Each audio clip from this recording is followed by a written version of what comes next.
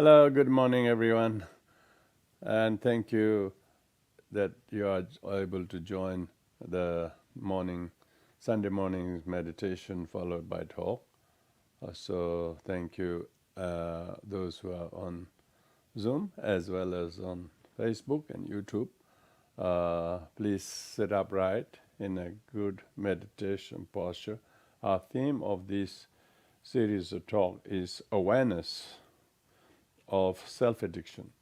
So this morning's meditation should focus on what we covered in the past, the awareness of addiction to our feelings, towards pleasant ones and towards unpleasant ones, and how much we are often drowned and getting stuck in them, not because they are real, but we are addicted to them. And so how therefore this awareness is supposed to enable us to let go the self-addiction to the feelings. So this morning I suggest you in the 3 slots of 10 minutes when we allow the meditation, primarily sit in a correct posture, very still and sincere and serene, but most importantly becoming very cognitively aware of those addictive feeling that we have towards our past experiences, how draining and how unhealthy it is, that we should learn with awareness to let go and set ourselves and our objects of feeling free from those attachment and aversion, and then breathe out and then breathe in all those things that should enable us to let go of those feelings and becoming free. So, but first we will do the refuge, and for immeasurables, as most of you are familiar. So anyway, we'll screen share the prayers, and here you join. O in the Buddha Dharma Sangha I dere vide Lorden by virtue Ajivandala Ajare Vada and Abu Tadarama Zanga I dere vide Lorden Bhavaja Ajandala Ajare Vadavadave and Abba Tadama Zanga Ajare Vidaladama Bhavaja Ajandala Ajare Vada Vajave. May all beings have happiness and cause of happiness. May they be free from suffering and a cause of suffering. May they know a power from happiness that knows no suffering. May they dwell in equanimity, free from attachment, aversion to those near and far. May all beings have happiness and cause of happiness. May they be free from suffering and a cause of suffering. May they know a powerful happiness that knows no suffering. May they dwell in equanimity, free from attachment, aversion, and those near and far. May all beings have happiness and a cause of happiness. May they be free from suffering and the cause of suffering.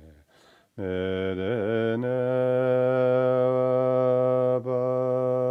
from the happiness that no suffering. May they dwell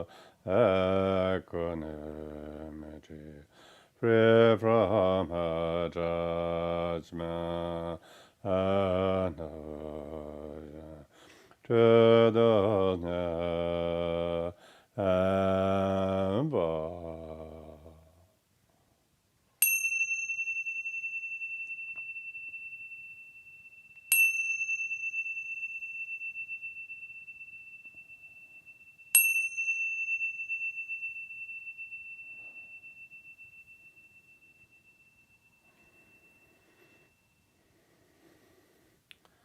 So if you just joined us, please, now we're going to do 3 slots of 10-minute meditation during which I ask you to observe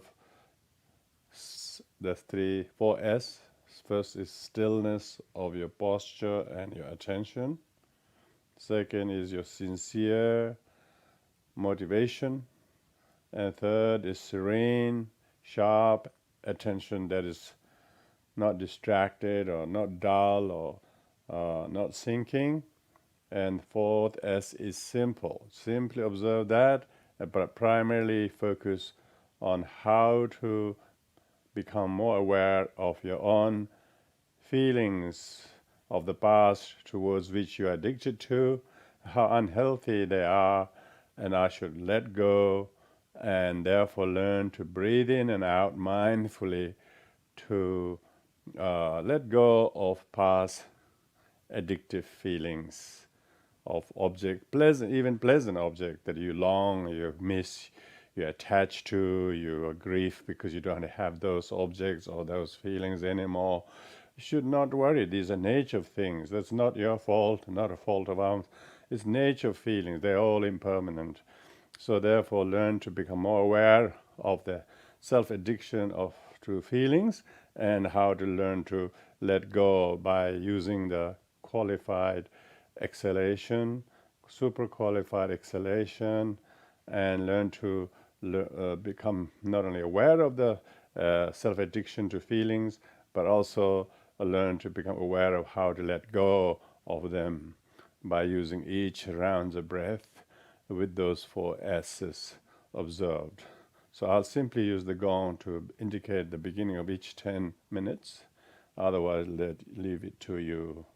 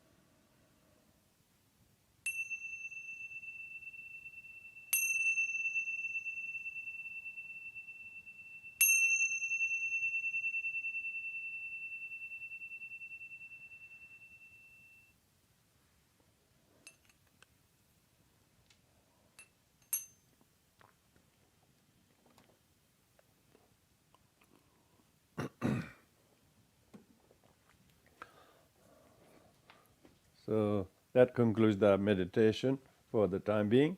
Of course, you can never conclude meditation. You should continue. But now we're going to do the talk. So we recite the one verse requesting the teachings. God intelligence and predisposition of where the Dharma agrelo and come with goals. So welcome back. Thank you everyone once again joining me and the Tibetan Buddhist Society on the regular Sunday morning meditation followed by talk. And in this series of talk, I'm focusing on the topic of awareness of self-addiction. Of course, even the conventional society is very aware of the addiction to substances and alcohol and various things that are external to themselves, and then people become addicted to them. So there's lots of helping professional talk and deal with that, and it has lots of challenges, and some have make some progress, how to help people to rehabilitate from those addictions, and maybe people have come off the addictions, but they don't really know the real root cause of all these addictions is self-addiction. And that is not dealt by any of the conventional helping professionals. So in Buddhism, the subject of grasping to self is considered to be the root causes of the sufferings. Even when we talk about the true origin of sufferings, on a Theravadan level, we talk about true origin of suffering is craving and desire and so on. And from the Mahayana point of view, we say the true origin of suffering is selfishness.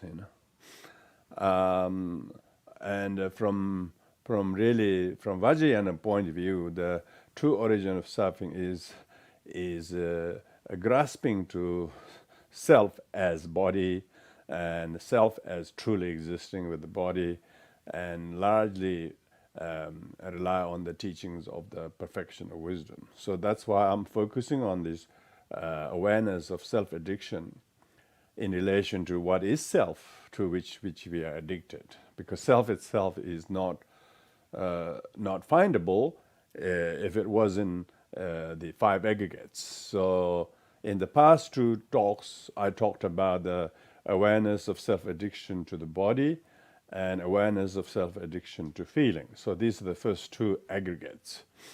Now today we're going to focus on the awareness of self-addiction to perception, which is the third of the five aggregates. So because awareness of the self-addiction is to do with how attached we are to our perceptions. Or for that matter, what we think someone's perception of you are. When you correctly or incorrectly think that this is somebody's opinion of you are, you just hate it. Or you like it so much because you think people's perception is great of you. They think you're great, and you think, oh, I'm great because they perceive me of great. So people become addicted to the self-addiction to the perception. Now the perception means recognition. Perception means being able to have a discriminating awareness of what we think something is, and so it is the actual recognition, sanskara because you are able to relate to something. And so therefore your perception of yourself, perception of others, and perception of some events or things, and where do we get this perception from? So to become that which is addicted, that which we become addicted to. So there are six levels of perception. Most of the six levels of perceptions are to do with the six sense organs. So you will have a visual perception of someone or something. Like people suffer huge low self-esteem because they look in the mirror and then they see themselves not tall enough or not slim enough or, or whatever. Their visual perception of themselves or their visual perception of somebody. Quite a lot of people are miserable because they look in the mirror and they feel terrible. So they are basically addicted to the visual perception of themselves or visual perception of their garden that has been neglected. That's covered in weed and not growing anything. But if they didn't look at the garden, that'd be fine. But as soon as they look to a garden, and so the visual perception of themselves, you wouldn't believe how many people spend hours in front of the mirror and just trying to make them visually sort of maybe pleasant than actually they are. They always try to cosmetically appear themselves as presentable in front of the mirror, and so therefore, we talk about people becoming depressed. So, like they don't like their shape, they don't like their age, they don't like their form, they don't like their color, they don't like all kinds of things. Their visual perception of whatever that it is. So you can see when they become addicted, the perception is accurate because it's not accurate. This visual perception is just a figment of one's own imagination. If one is attached to some particular form, and whatever it appears becomes visually unappealing to us. So people are suffering basically addiction to their perception, visual perception. And so that's why it's very important to become aware of the self-addiction to visual perception. Or maybe something you read, and you think that's what the subject it's written about is.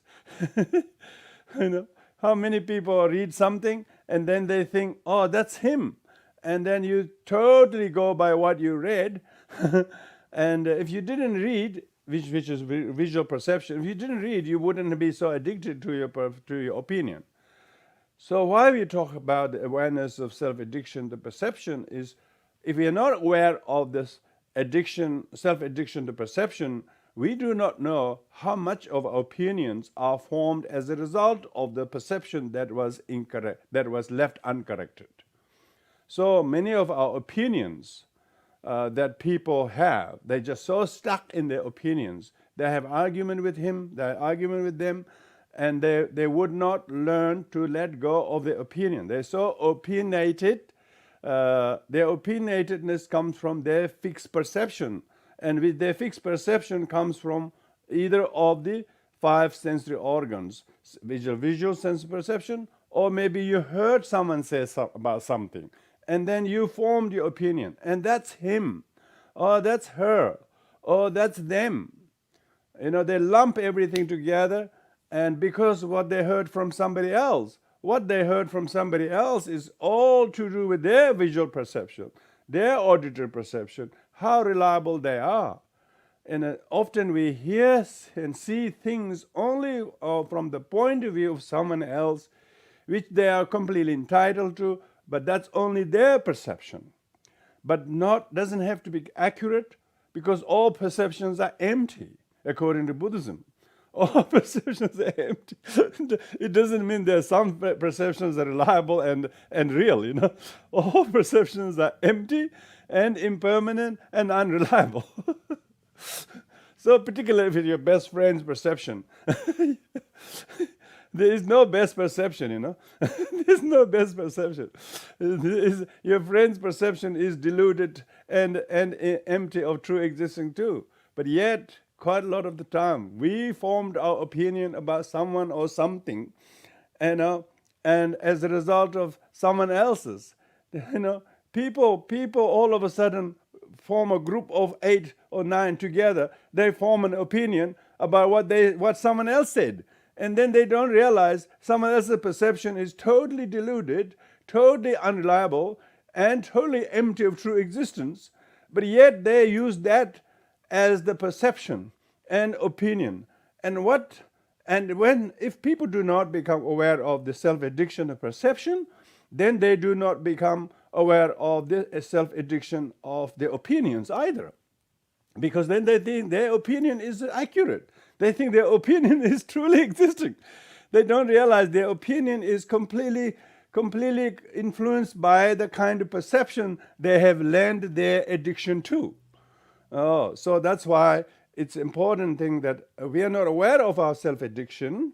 We will not be aware of the addiction to our perception. If we are not aware of our addiction to a perception, we will not be aware of our addiction to our opinions.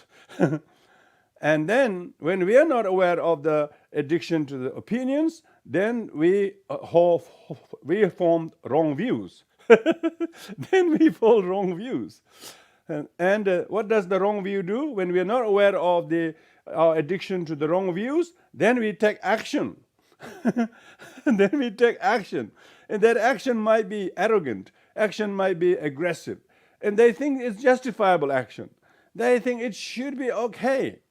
And all this violence in the world, war or whatever, all based on their views and opinions and perceptions to which they are not aware of how addicted they are. Like when they say about there is Nazi in there is a Nazi or something like that, neo-Nazism in Ukraine, and Putin's reason Putin's reason of waging the war was his perception. his perception that Ukraine is completely ruled by this neo-Nazism. And then he hold opinion, and then his views are like that. Then look, he justified that taking action of tremendous unprovoked war against civilians. Now we're talking about these things not as a kind of isolated issues. I'm giving this as a kind of a international example. But if we bring down to the sort of to the national level, to communal level, to interpersonal level, to individual level, you will see how it is all due to the lack of awareness of self-addiction in the first place, and then lack of awareness of the self-addiction to one's perception, and then lack of awareness of self-addiction to one's opinions, and of course, then lack of awareness of the self-addiction to one's views, one's political views or whatever views you form. And because of that, because of this lack of awareness of the self-addiction to one's views, one would become that much unaware of one's own action. Firing countless missiles, destroying these cities that has built over centuries by peace-loving people, and he doesn't see any wrong with that. He thinks it's totally justifiable. You can see the addiction is so bad. But if you're addicted with the drug to one person who is addicted, then it just destroys his body. When someone is completely addicted by his wrong views, and he doesn't know how much distraction, how much meaningless harmfulness it caused by his own action. So we're talking about the true origin of suffering. We're talking about the awareness of self-addiction is true origin of sufferings. True origin of suffering coming from perceptions, which is imperceptions, which is inaccurate perceptions. Even on a relative level, a ball of water is perceived differently by different people. a bowl of water for us, if we are thirsty, is to drink. For a bowl of water for a fish is it's home, if it's small enough to fit in it. You know, and a bowl of water to the hungry ghost is pus and blood, and that also probably dried up pus and blood. And a bowl of water to the to the hell beings is molten bronze. Hot, that's hot hells. Bowl of water for the cold hell is frozen ice, and there is nothing to drink. It's only frozen. The same bowl of water is a nectar to the gods. Yeah, same bowl of water for the people in the hospital is to wash their hands. So that's a perception. The function of water is completely determined by the type of perception we have.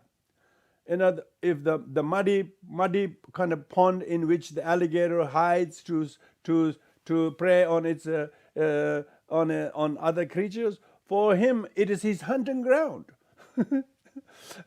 For him, the water is not food. Water is a hunting ground, and for the water, the lake where people go on fishing that's their source of their lunch. They go fishing. So people see different things in the same different thing. A person who wanted to swim and have a kayak to ride, and then for them the lake is a beautiful thing to do. Others who do not know how to swim, it's a place of danger. So we can perceive differently and form different opinions. So this is talking about conventionally, even on a relative level, you never see an object with same perception. And even the visual perception is only visual perception to the eye, but there is no visual perception through ear and nose and so on. So there are only the dominant objects of perception of eye is form, but not sound. For instance, sound is only objects of perception to the ears, but not like this language I'm speaking. I suppose is a valid object of listening to those who speak English. But those who by mistake listening to this transmission in other countries, they say, "Oh gosh, I can't understand a thing," and they'll switch it off. So there is nothing visual or auditory, olfactory, gustatory, tactile, mental perceptions that are identical. They are all perceptions, as it says in Heart Sutra. Perceptions are empty, and emptiness is the perception. But that's if you're aware that your perception is not truly existing. Then there you say perceptions are empty of not existence, empty of inherent, independently produced existence. Now we are not aware most of the time that I'm aware of my perception, but it's not real. So we straight away think our perception is accurate, and it is the basis of that perception we form our opinions. And so if you have certain opinions about your story in your life, for instance, I'm sure most people have, from one sort of mild ones to not so problematic, some very problematic. Every time they think about that thing, they become really, really emotional about it. It's because they are still addicted to their perception of their grandfather or their mother-in-law or themselves or their sister or their boss or their partner or whatever. They are holding their addicted perception of somebody, which is none other than figment of one's own deluded perception of somebody, but one is not aware of that. So awareness of self-addiction to one's perception is a very important to understand, because you cannot get rid of addiction unless you know addiction is the problem. Because people do not think the addiction is a problem, they think the object of their perception is the problem. Object of their perception is the problem. They say, you are the problem. The other one said, no, it's you are the problem. Neither of them are willing to take into consideration. Maybe it has to do with my own perception. Oh, I'm not aware of the self-addiction to my perception. Oh, and the other one also says, look, by the way, you also may be not aware of your self-addiction to your own perception. How about if you put on the hat of somebody else? How about if you, put the shoes, get in the shoes of somebody else and try to see if he's the manager. You talk, maybe you have so many perception of the manager, but wait until you do the job of a manager, then see where your perception lies. So we are all profoundly addicted to our perceptions, to our opinions, to our views, and we have no idea how detrimental they are with the type of action that we often take. And a lot of people have reacted to some people's towards somebody. It's because their reaction is caused by their own opinions and views. They are addicted to that opinion and views, and they would not have any room to negotiate or maneuver because they're so addicted to it. If they're addicted to drug, we can at least tell, don't put that in your mouth. But opinions, we can't say, don't put that in your head. Don't put that in your head. When maybe some of us can pretend as a good doctor, say, hey, don't put that thought in your head. It's very dangerous. Oh, don't put that in your head, that perception of yours. Don't keep that perception in your head. Don't let it become a form, the cause of your opinions. Don't let that opinion become cause of your reactions and overreaction. Because if you're not aware of all the above, you will face the consequences of your own reactions and actions and views and opinions and perceptions and the addiction of all the above. So when the Mahayana Buddhist teaching talks about emptiness of perception, they're not talking about simple, small matter.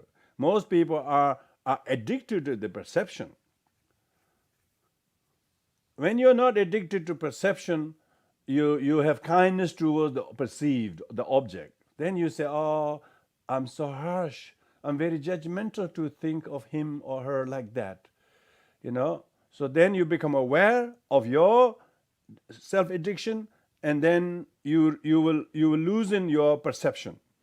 You will not form the same mental formation because you don't have the same degree of ignorance that is pressing you to dictate you to have that form, that perception. So if your perception is negotiable, that means you have understanding some kind of I would say teaching of emptiness, and how to empty your mind of your perception.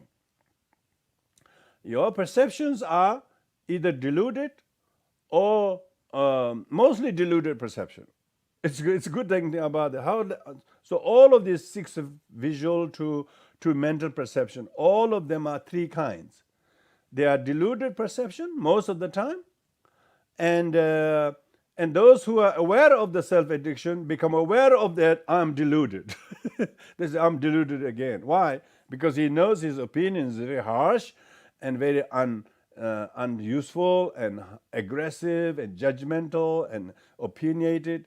And so only person who become aware of the self-addiction and perception is who's aware of the first of the three levels of perception.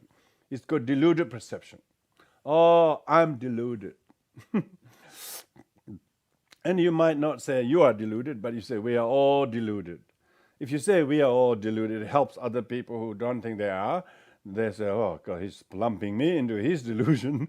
If we are all unaware of how deluded we are. how dualistic we are, how opinionated we are.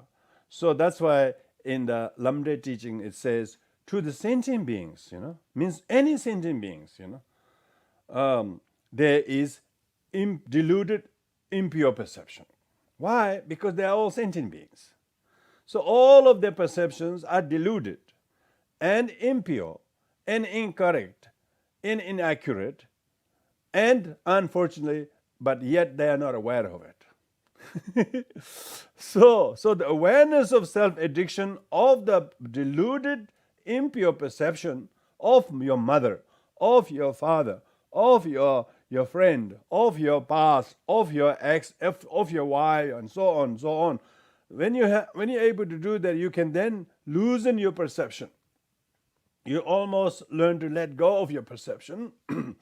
When you can let go of your perception, you're aware of how deluded your perceptions were and how unhelpful they have been, how demeaning they have been to you, and how much it cluttered your head and suffocated your fitness to be kind or to be compassionate or to be forgiving. So basically, we are disabled. We are disabled. We can see with eyes, but we are still blind. We can hear with ears, but we are still deaf. So we basically the old, frail, blind woman. It is who is depicted as the symbol of the first of the 12 links of interdependence. We are ignorant. Basically, we are blind, and we are frail, and we are old. We are an old lady who's blind, who has a very flimsy walking stick that itself can break then useful. Most people are relying on very incorrect informations. On top of being blind and old and frail, still using the very inaccurate information. That's exactly the perception. People are not aware of the self-addiction to their perception with regard to their father or the mother or the sister or whatever. I'm not saying that they are perfect and then you are the only one who sees them imperfect. I'm not saying that. But that kind of anger and aggression with which we do not see any good aspect, but always very negative, very angry and very aggressive, the opinions that we have formed is because we are not aware of the self-addiction to our perception. Hence, you've been holding this stagnant view, opinions, and hence you have taken action. What is the action? Some of the action doesn't mean physical. Some of the action is they just decide to stay ill will. They decide to keep the ill will going on. So this is the result of unawareness of the self-addiction to one's opinion. The person is hating and hating and hating and hating, and he's no sign of changing that. Why? Because that's his action.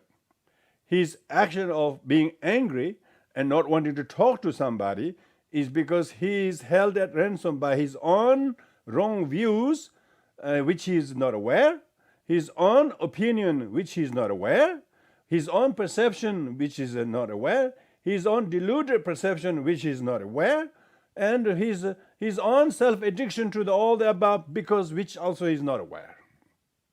So all the sufferings are caused by ignorance. So that's the old, blind, old, frail, old woman is depicted as an example of how devastating it is to have no awareness, so to have no eyes, and to have no hearing, and so on. I mean, if you're losing one of the 5 sense organs, your life is in danger.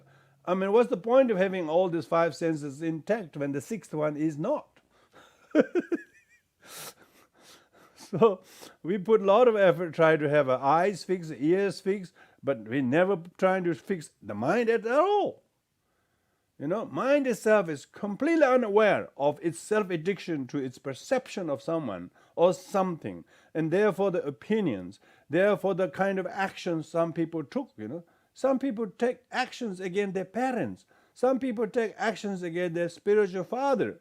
And 20 years they studied with him, but all of a sudden they all form a deluded perception, and they and they take some kind of action that they never believed they will do it against anyone, but they did not hesitate to do that with someone. Why?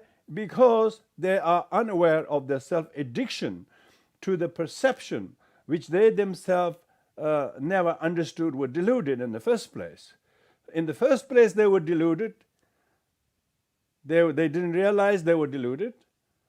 They should have faith in the Buddha, the Dharma, the Sangha, and instead they put faith in something else, which is to do with status, to do with names, reputation, or status, and that itself is deluded.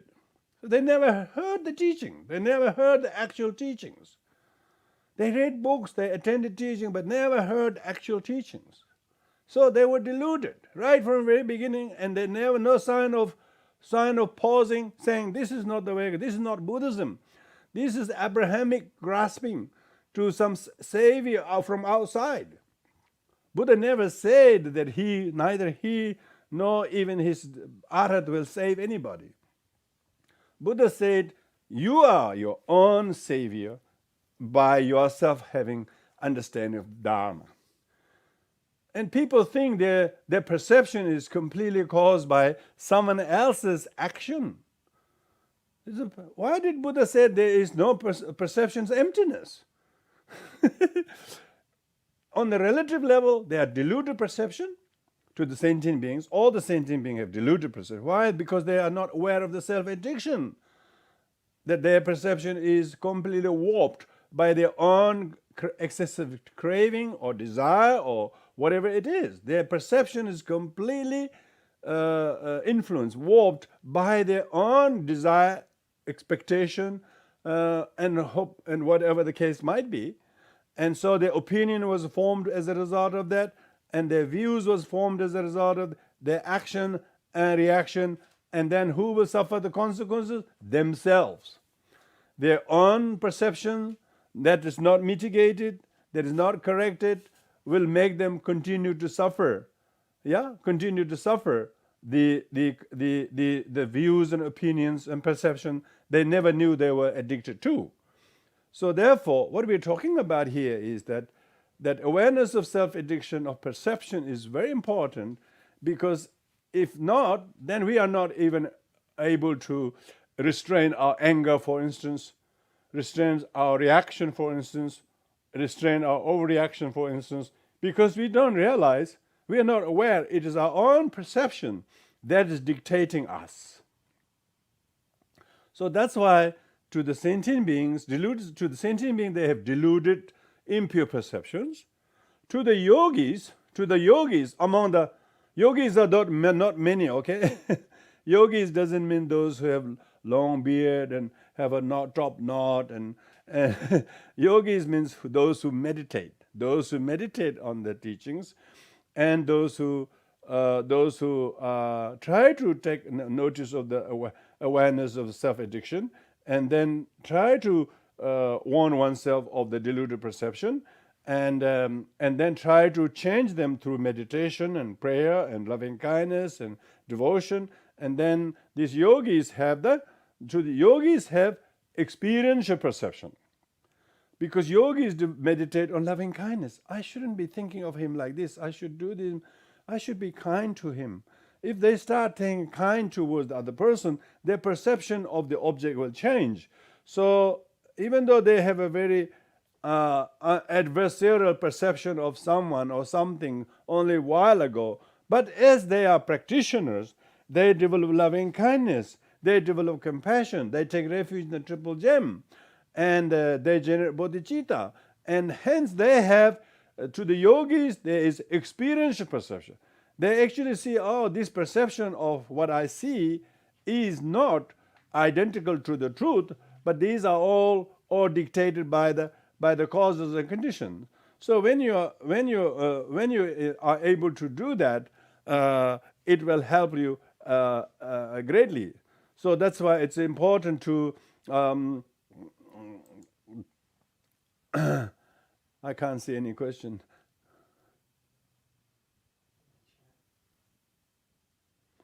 Yeah, if there's any question in the chat, it says there. Yeah, I can't see any. if you have any question, please feel free to type in the chat. Someone said there is, but I can't see. I haven't got the awareness. I'm aware of the self-addiction to the questions. I can't see any questions. Okay, I just put a question. Huh? I just popped a question in the chat, but I just put it to you. Can you see that? No. No, I can't see. I can't. You have to put it in the chat box. Chat box. Yeah, I did. I put it in the chat box. Maybe I'll just send it to you. Yeah. Okay. So anyway, it's if so we should be able to change our perception of our mother, for instance, of our X or Y or friend, or towards whom you have a very, very fundamental, very, very strong, very challenging relationship happening. Why is it happening like the way? That's because your perception is deluded, and it's oppressed by your anger and so on. But when you, as a practitioner, take refuge and generate bodhicitta and loving kindness, then there will be experiential perception. Wow, he taught me so much. Through him, I'm actually getting to know that I should really learn to let go of my deluded perception, which is not kind for them or even to myself. So what the hell is this? My perception has been helping me. No, it has not been helping me at all. So with this in mind, you need to learn to change your perception. Yogis have experiential perception. Yogis' experiential perception comes because they take refuge in the triple gem. They walk towards the Dharma. Yeah, so here is the question. I have a family member who is aggressive and always demeans and threatens me. How to best deal with this? If you get a minute to answer, I think you are speaking along this line. Exactly. Yet this member has constant ill will. Exactly. Now that's exactly what we're talking about. That's your perception. That's your perception. And they are, and their perception is probably you are too. Or you are doing, maybe you're not so negative, but you're ignoring them, you're unthankful to them, or they would have an amazing array of perceptions and opinions about towards whom they are aggressive and negative. Their story is completely different, while they are addicted to their own views and opinions, story they are not aware of. So they are deluded. They're deludedly aggressive. They don't know they're aggressive. They don't know they are being harmful to you. Why? Because they're deluded. They are drinking and driving. That's the problem. They're very not safe, So they are driving while drinking, and they're not aware they are driving.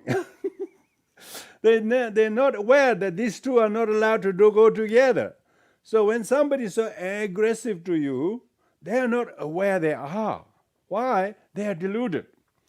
And if we think they are aggressive, that's excellent. You as a practitioner should, he's aggressive, she's aggressive, but this is my father, this is my mother, this is my wife, this is my young, this is such and such, who is under my care, who has done a lot of good deeds with me. He's probably expressing his troubles and his stress to me. Who else does he know how to express otherwise? So I have to be compassionate. I have to be patient. When you started to generate the positive thoughts, then to the yogis, means to the practitioner, this experiential perception. Instead of being and having the animosity towards them, you can generate loving kindness, forgiveness, and compassion. And when you are, it's the wrongdoing and ill will of others is the most appropriate object to which you should test your perception. If your perception is aggression to aggression, malice to malice, ill will to ill will, resentment to resentment, you are just as deluded, if not more. And and it's not hard to be like that either. So it's not hard. You are just as deluded as they are. But if you're not as deluded as they are, you are aware that this is how deluded perception and action. The person is now consummating certain behavior that to the extent of making you feel his resentment and ill will. He's not aware of his action. That's the problem. He's not aware of his action. He's not aware of his addiction to the action, to the perception, to the opinion, and to the perception. He is not aware of that. Now, the benefit of difference is that you are aware that they are not aware, that they are aggressive, that they are hostile, they are sending the really negative messages to you or to others, and how debilitating it will be to others. But thank goodness you have Dharma, you have refuge, you remember the triple gem.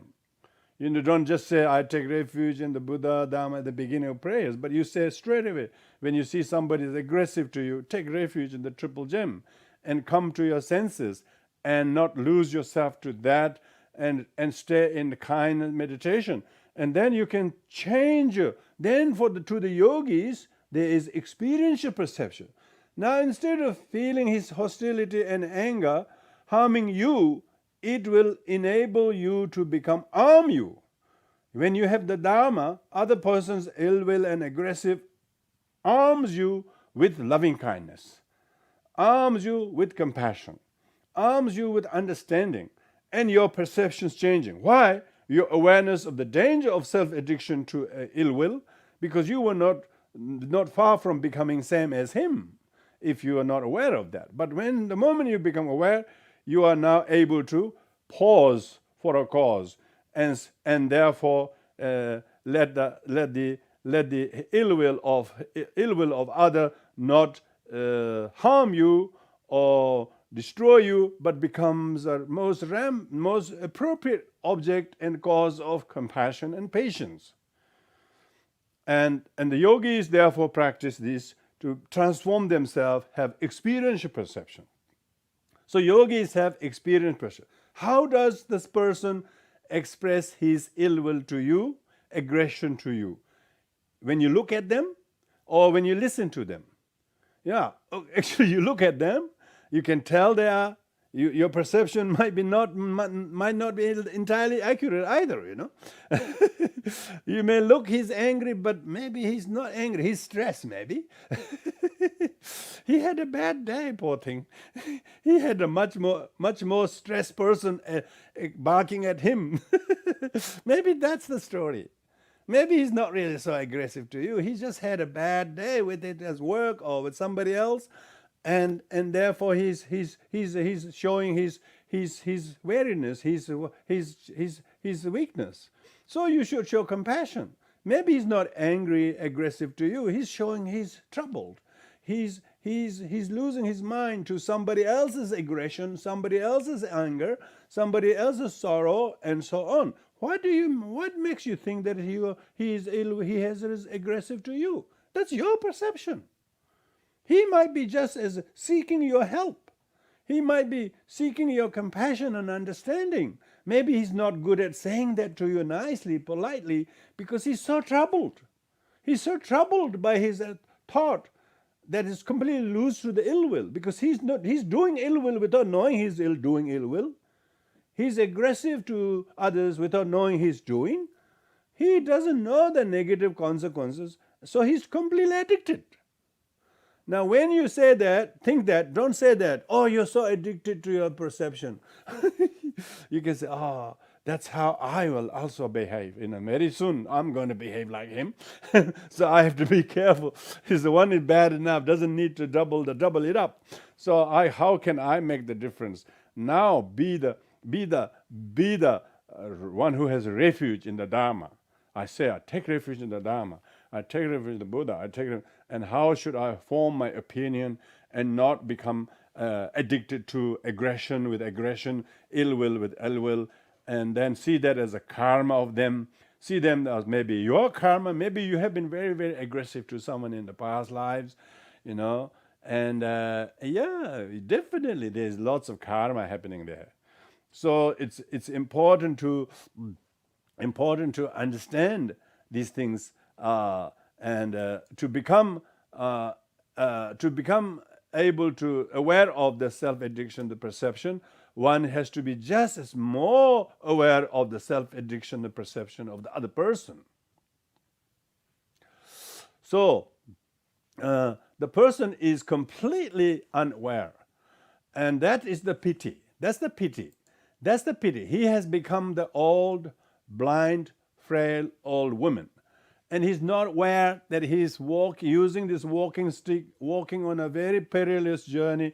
He's walking towards the cliff rather than towards the main road. He's not aware of that. So when they are not aware, and when you are aware they're not aware, that's the difference. So what's the difference?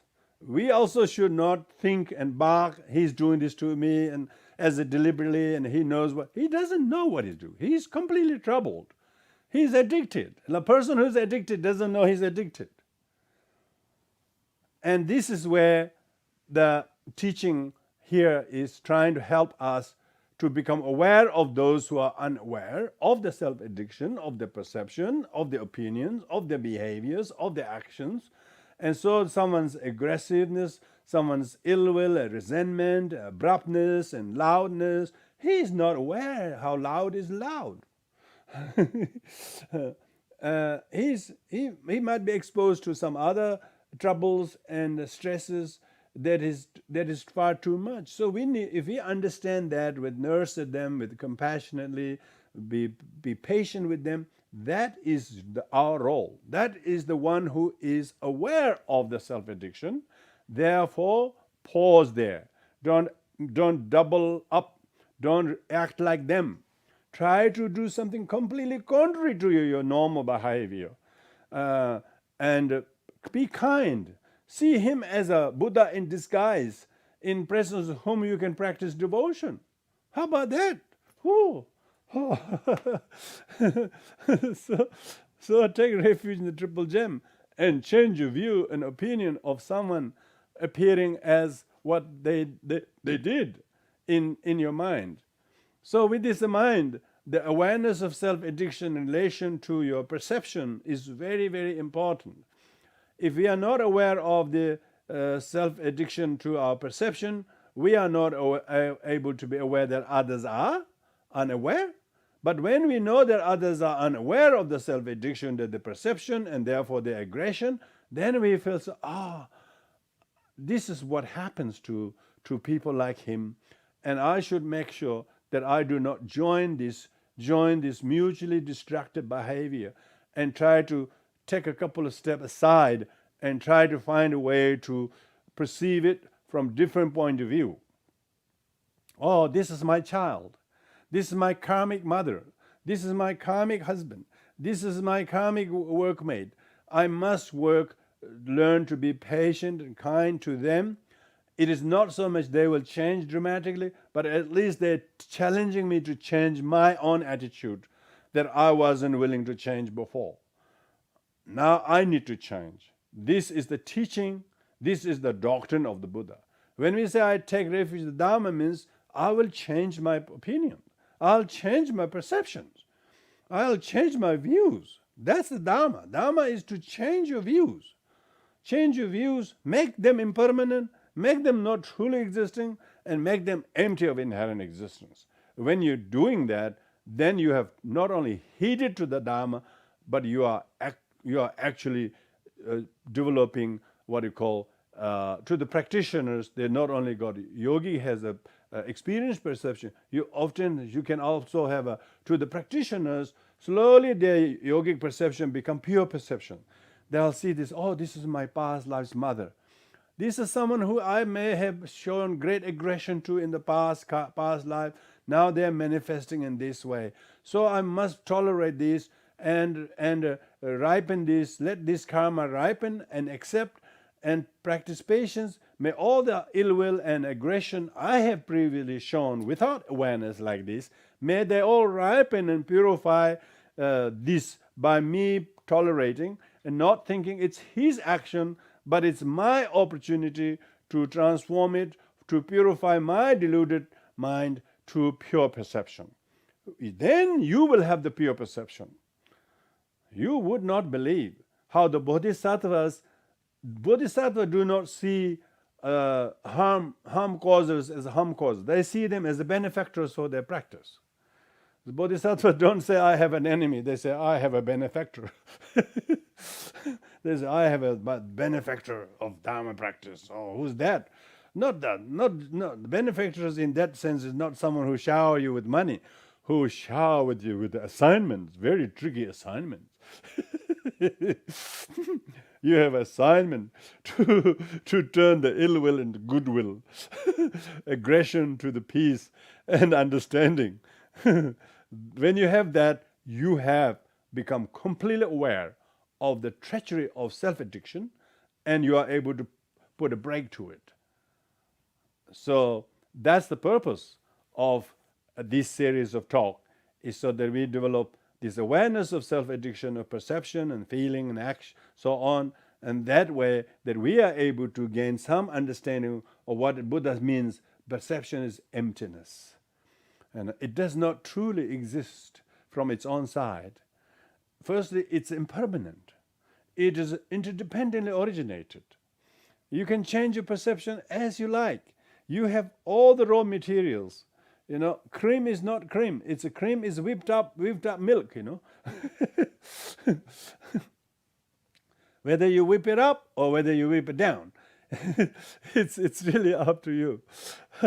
So with this, we'll conclude here, everyone. Thank you for your attention, and Pirangelas, your question, and may you all become more aware of the self-addiction of perception that people are often suffering, and then therefore their opinion, and therefore their views, and therefore their actions, and they have no idea of their consequences. It's only them who's going to face the consequences, their own actions and reactions.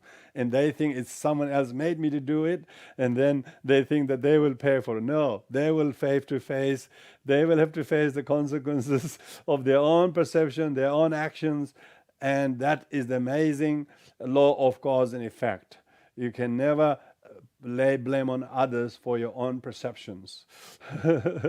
But we can change ourselves with our sense of willfulness and awareness. And that's what good of being in Dharma.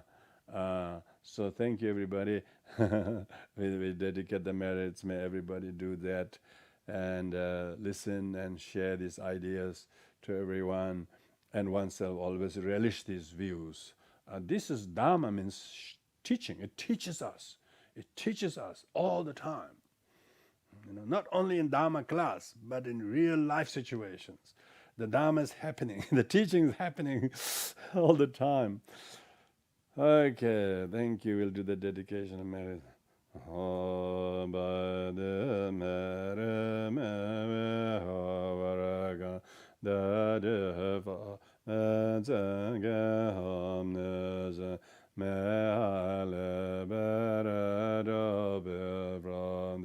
Oceana Buddha Desenende Erenda Mayana Jije Wadewa Merera Hevegr Mehobe Begazelevaza Truhoda Mahayana Jije Courage Manju Shinyo Asama Tabada de Lava following all the Hezamba Ashade de Gade Mere Mede Hezelem Bodi Chida Teba Verena Yadaza where has been bomed freely without generation.